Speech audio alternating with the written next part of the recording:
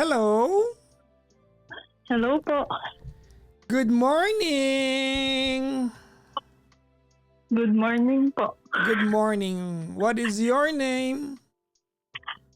Joey po. Joey. J. Kasi pag babaeng Joey, J-O-I-E. Pag lalaki, pag lalaki, Joey, J-O-E-Y. Alin ka doon? J-O-E-I. J-O-E-Y. Yung panlalaking spelling. Apo. Alright. Ano, screen name? Yes. Palakpakan natin mga kaibigan, pinag-isipan. Kahit paano, di ba? Effort. Iba kasi wala eh. Ilan taon ka na, Joey? 32 po. Ano pakiramdam mag-30s? Charot. Madami nang masakit. Ewan ko lang, di ako makarelate. Asa ka ngayon? Nasa Pasig po. Pasig. Ano ginagawa sa buhay ni Joey? Working po. Anong trabaho mo? Sa supply chain po. Supply chain. Yep. Anong product? Mga machine components po. Pero US-based kasi yung company. So, yan. Remote lang po. So wala sa Pilipinas yung distribution. Apo. Pero may headquarters kami dito. Okay. So back office kayo, parang ganun. Yes po. Apo. Alright. Sige. Anyways, Joey. May asawa ka na, Joey? Wala po. May boyfriend? Wala din. Wala din. Naghahanap ng boyfriend? Hindi. Okay, good. Girlfriend? Hindi din. Hindi din. Tatanong lang yan. Anyways. Ano meron? Bakit tayo magkausap ngayon? Ano lang. Ano ba yan? Wala pa. Naiiyak. Personal problem lang. Alangan naman na yan. Alangan naman economical yan. Problema ng Pilipinas. Baka ang tanongin niyo, Papa Jackson, ano pong masabi mo sa GDP ng bansa natin? Mag-away na lang tayo, di ba?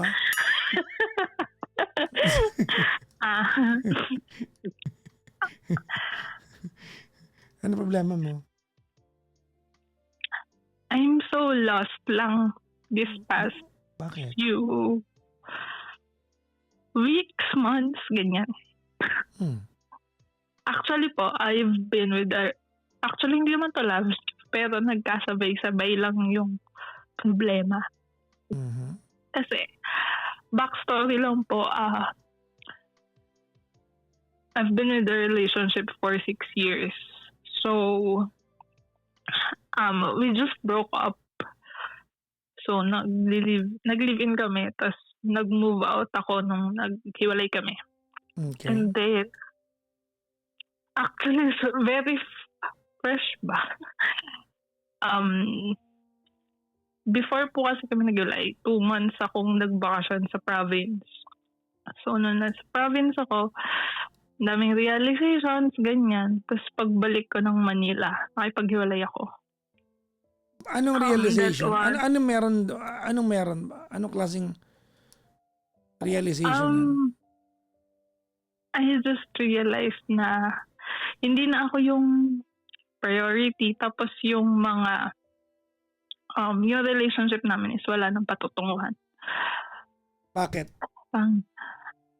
Kasi po parang wala naman siyang plano. Napagod ako na ako yung nagdadala ng relasyon. Okay.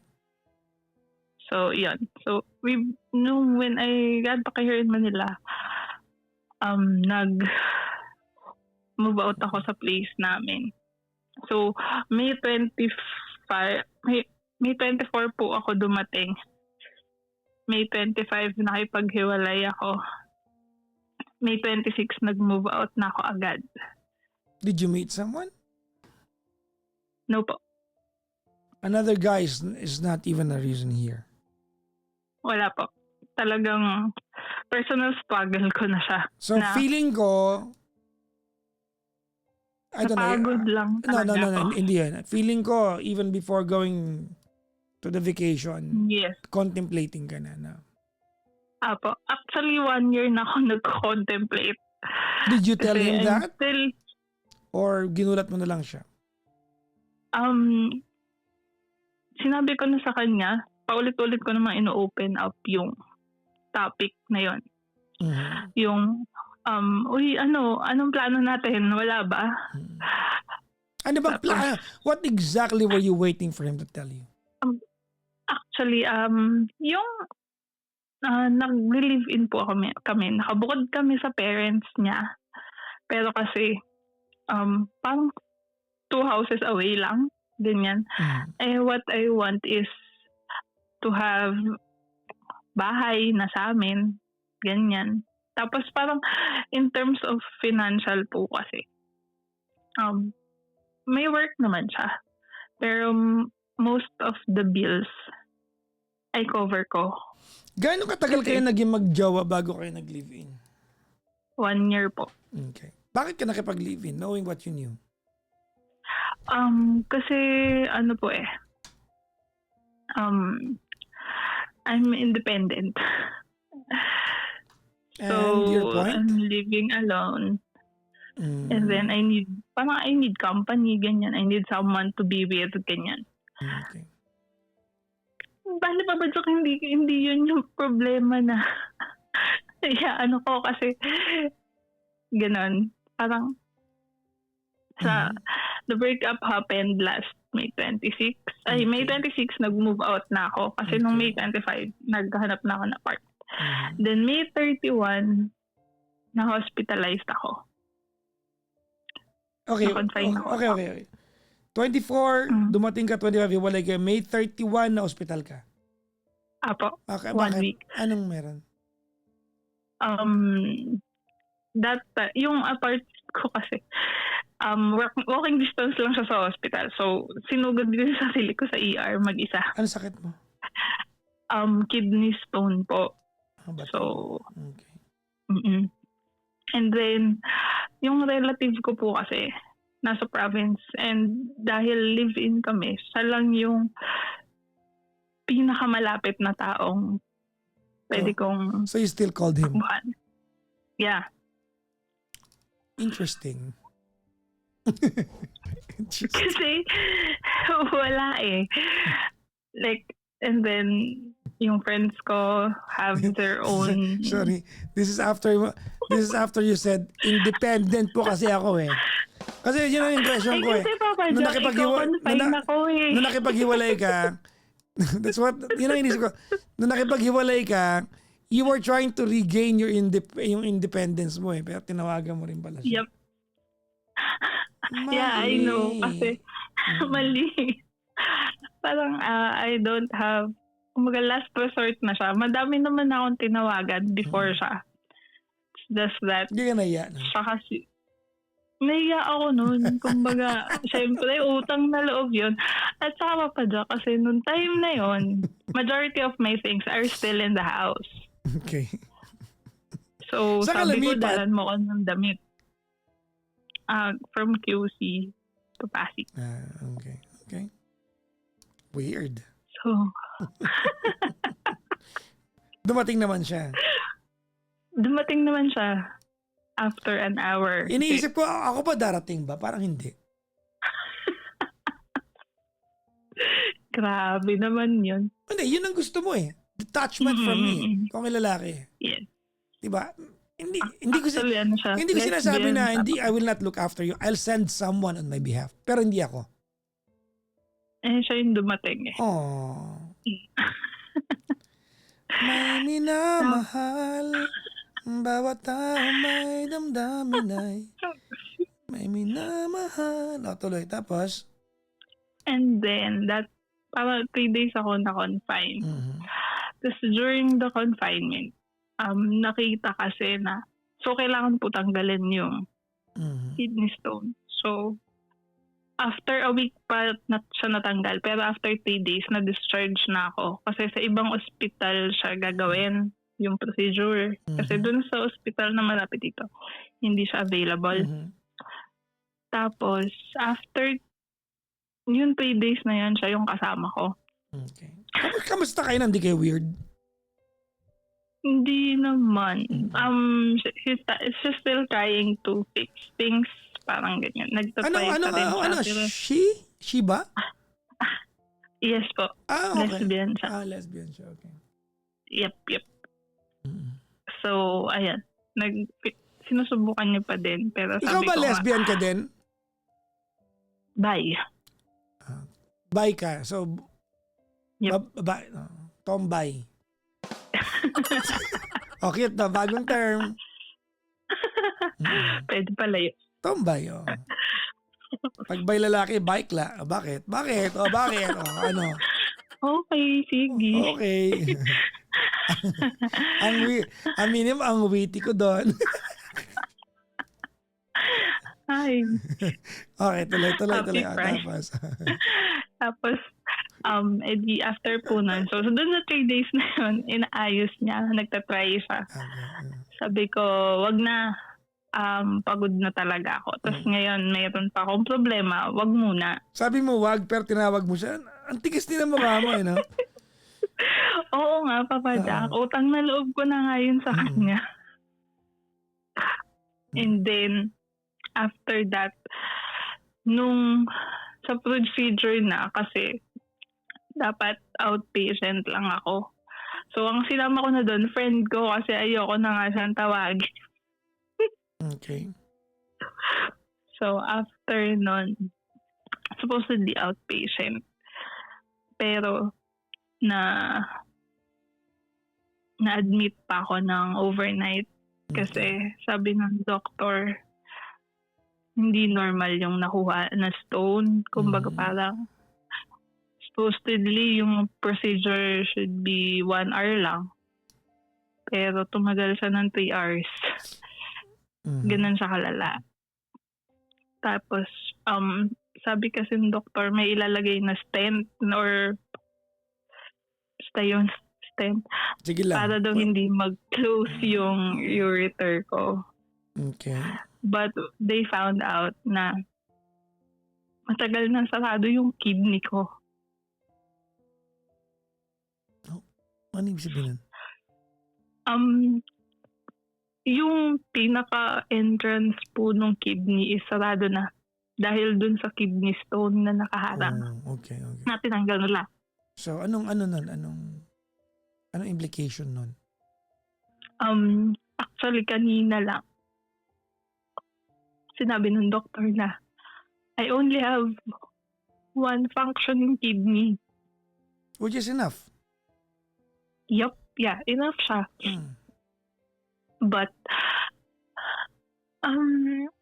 sobrang nakakaano lang na, ang dami lang pumapasok sa isip ko kasi parang bilang mag-isa ako, I don't have anyone to talk to.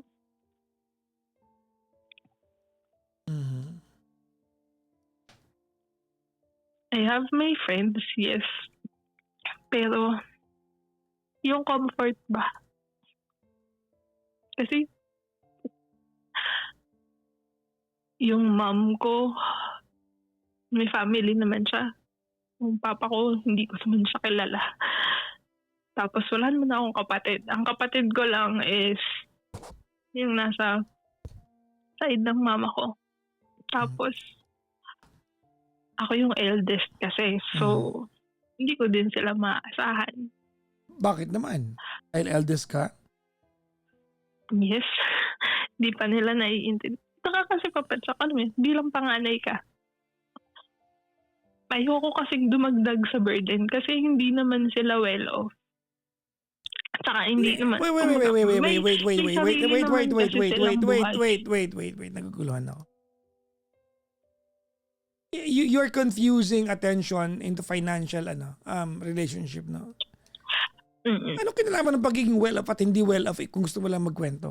Di ba kailangan mo lang ng mga kwentuhan? Kasi Papa Jack, parang ang iniisip nila pag nagkwento is, kailangan mo ba ng financial? Which is, kailangan ko na ng financial. Kailangan ko na ng financial support kasi dun sa procedure, nag-exceed na yung health card ko. So, hindi kumbaga out of the pocket na lahat ng procedure na ginagawa sa akin. Okay. Na parang, alam mo yun, sabay-sabay. Na kahit ginusto ko yung breakup, nag-gain ulit ako ng independence ko. Nagkasakit ako. Mhm. Ang hirap lang na I'm facing it all alone. Tapos kasi Papa Jack, yung sumunod sa akin na kapatid ko, magka-college siya. So, isa pa yun sa iniisip ko kasi ako pa yung magpapaaral sa kanya. Alam, ang daming hindi ko na alam kung anong gagawin ko. Tapos, alam mo yun, nakakabaliw pa na mag-isa lang ako.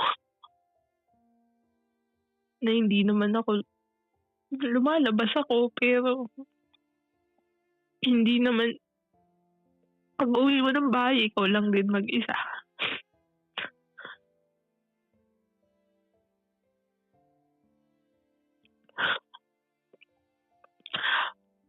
Sabi ko nga wrong timing yata yung pakikipag-iwalay No, ko. no, no, no, no, no, no. Hindi wrong timing. Just in time. Ano, gusto mong gamitin siya dahil may pangangailangan. Hindi tama yun. Yeah. Kaya nga po mula nung Ano yung linya, Joey? Be careful what you... wish for. Yung ba yun? Be careful what you eat kasi isang lang kidney mo. No ba? Yeah, be careful what you wish for. This is precisely diba? This is precisely what you wanted for yourself. An independence from her. Mm-hmm. You got what you want. So what you're going through right now is a very typical and normal emotion when you just broke up from a kumbaga from a relationship that lasted for many years. I mean, malungkot naman talaga. It just happened like few days ago, tama? I mean, I will not take away. I am not going to take away what you're feeling right now from you. You're supposed to go through this. There's no work around here. You're supposed to go through it. You're supposed to feel that you're broken. You're supposed to feel that you're getting better from whatever operation na meron ka. You're supposed to feel the pain. You're supposed to feel the loneliness. You're supposed to. I mean, no one should take that away from you. Mm-hmm. Ilan taon kayo? 6 years. Alam mo, yan yung gusto kong pag-usapan. Hindi ko maintindihan yung mentality nyo. No? Li-live-in kayo tsaka kayo hihiling ng kung ano-ano. Dapat, bago pa kayo lumive-in, hiniling ninyo. Because you practically lose your bargaining chip eh. Diba? Bago kayo lumive-in, hilingin nyo yung mga gusto ninyo. Hindi yung nandiyan na kayo sa relasyon, magka-live-in ng ilang taon, tapos ano na plano? Ang plano dapat bago mag-live-in.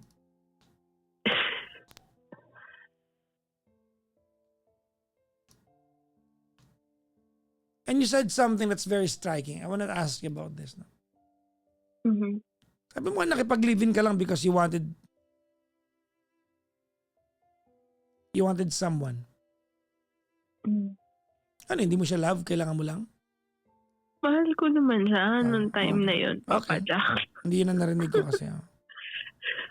That's not what I heard. Hindi naman ako sasama kung hindi ko naman siya mahal. Sa bagay. Nung time na yun. What do you wanna ask me?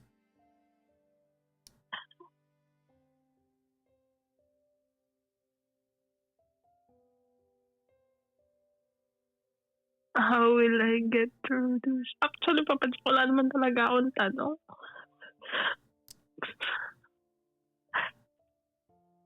Sobra lang kasi yung lungkot. Tapos ang daming problema dumating after.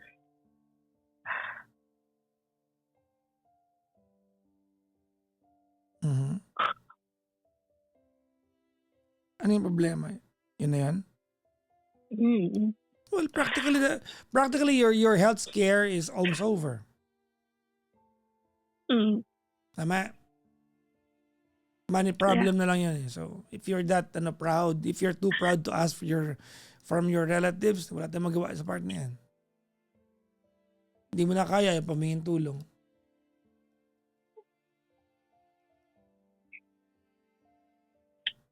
Ayoko na kasing makarinig na kung ano-ano. Well, at least you try. Do you know what I'm thinking? Mm.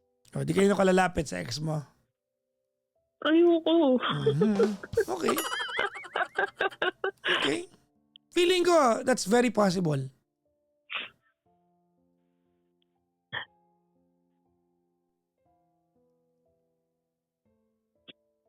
Galit yun sa akin. Well, I can understand. Yep. Yeah. Naiintindihan ko naman. Kasi may pagka-user yung datingan mo eh. Uy, grabe. Totoo. Totoo. Look, I'm so glad na magaling ka na. I'm so glad that you're in better health, in better shape. I'm so glad. But look at, di ba? Look at the odds. Di ba? Weird, di ba? Ang weird, di ba? What are the chances na nakipag-iwalay? Imagine mo 24, nagbakasyon, dumating ka from vacation, 25, hiwalay kayo. 1 week, may sakit ka, tinawag mo siya. Ako yung partner mo nun, aasa ako eh. Oh, nung nakalabas ka, friend mo na tinawag mo.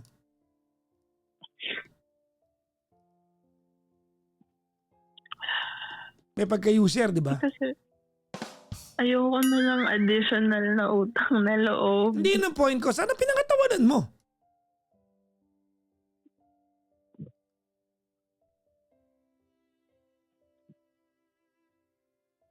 Sana anyways.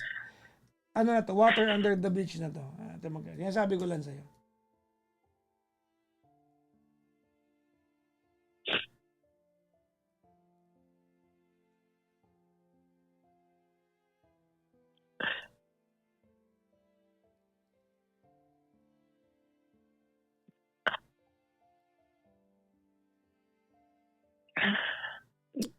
So, may reason naman kasi. May reason naman kasi ko ba't ako nakipag-iwalay sa kanya. Hindi ka mali doon. I'm not questioning kung ba't ka nakipag-iwalay. Actually, very valid naman. Very valid naman. Mali. You're not wrong. I mean, di ba, we have all the reasons to stay or to leave someone behind. Mm. Gets mo? Yep. Mm.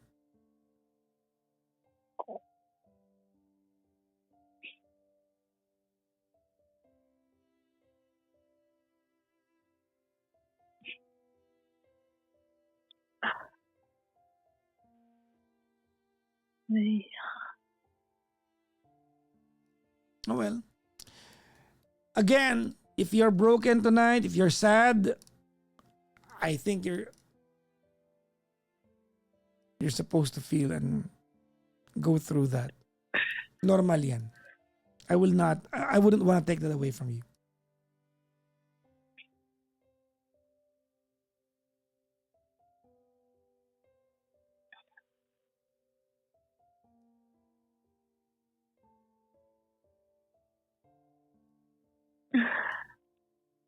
Don't worry. You'll get by. You'll get through this. Independent ka naman eh. Actually, yung tema na usapan natin eh. Diba? Mm-mm. You feel like you no longer belong sa buhay niya. Mm. Diba? You no longer feel like you belong sa buhay niya. And that's your call. Nalulungkot lang ako that it had to happen the way it happened. But Siguro part din kasi ng loneliness is yung what? I found a family in her family. Like, yung wala ako. No, don't tell me that. You were so aware that you're losing that when you said goodbye to him. It happened overnight. Yeah. Ipokritang marinig ko yan sa'yo.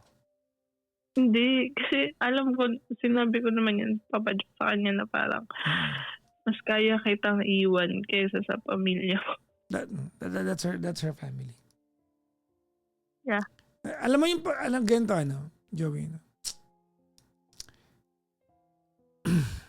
napaka-calculating mo kasi. That's a problem here. Napaka-calculating mo. You arrived the 24th, on the 25th, hiwalay kayo. Ilagay mo nga yung sarili mo sa kanya. She had no time to react. Nung tinawagan mo siya to come to your rescue, umasa yung tao. Nung pala, gusto mo lang ng damit kasi nandun yung mga panty mo sa bahay niya. So malungkot yung part na yan. Anyways, at least safe ka na ngayon na. Sana.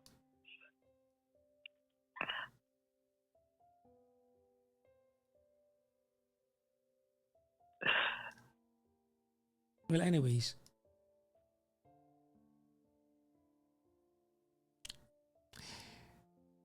Feeling ko, Joey, feeling ko you are at the crossroads of your life. Yeah. So I want you to be very, very careful on what you're going to do with your life. Because what you do today is going to dictate what's going to happen 5 years from now, 10 years from now, 15 years from now. It's going to predetermine the course of your entire life. Do you agree?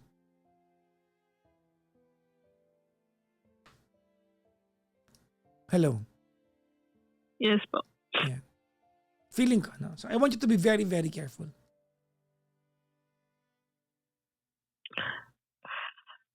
Bakit? Ano bakit? Lasing ka ba? I mean, hindi. Lasing sa antok. yung mga tanong mo lang sa hulog. Ano bakit?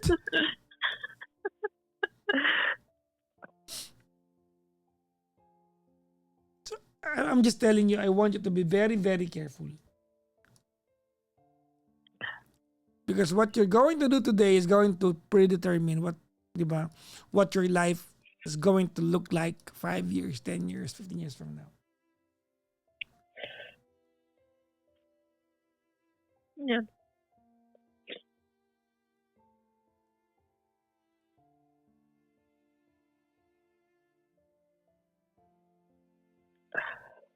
May mensahe ka ba sa kanya kung sakali marinig niya to?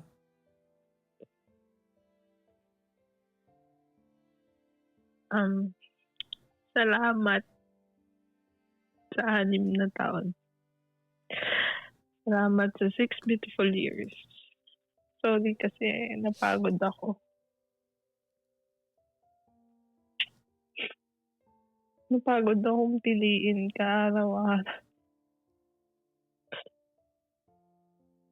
Sorry kasi nawala yung sarili ko habang minamahal kita.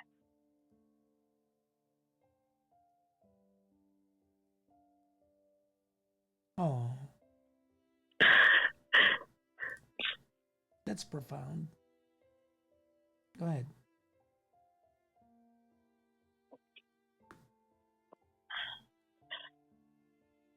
Be happy.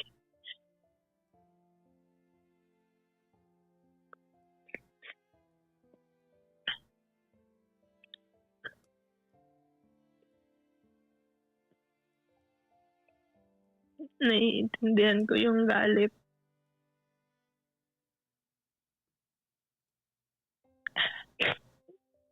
Magiging okay din ako. Mas magiging okay ka. Mm-hmm.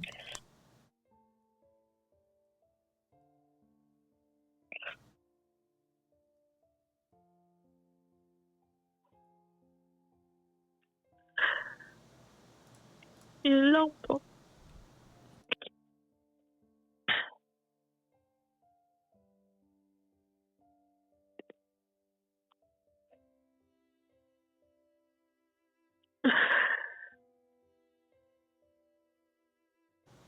Goodbye na.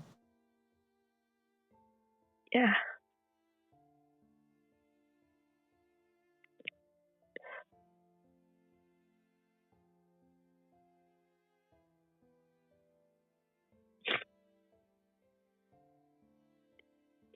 Ingat ka palagi ha. Tama yung comment dito ng ating ano, di ba? I want you to eat healthier. Okay? Yes po. Eat healthier. Okay? Yeah. Thank you po. Anong mga gulay kinakain mo? French fries. Hindi Yung anak ko ganyan eh. Iniyayabangan. Pumakain akong gulay ah. Anong gulay? Potato, French fries. Gulay nga naman. Pero pusa.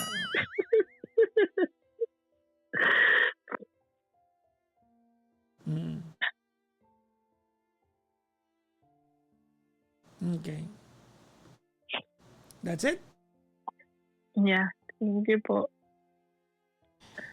Mag-ingat ka palagi and thank you very much. Thank you. Bye-bye po. Bye, Get Papa. better. Get well, ha? Thank you po. Bye-bye po. Bye.